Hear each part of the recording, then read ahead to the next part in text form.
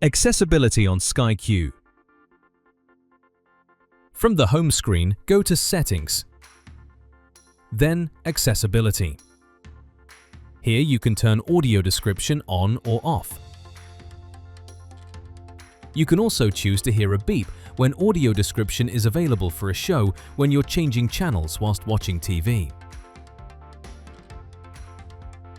You can turn subtitles on or off and choose to highlight shows on the TV guide to have either audio description or subtitles available.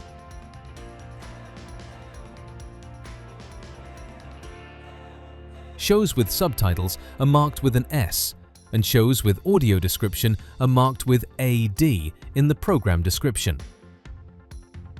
Press the question mark on your remote to quickly turn audio description and subtitles on while watching TV.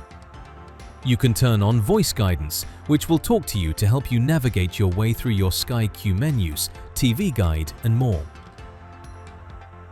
We also have a Sky Q accessible remote available, which has easy-to-feel buttons rather than a touchpad.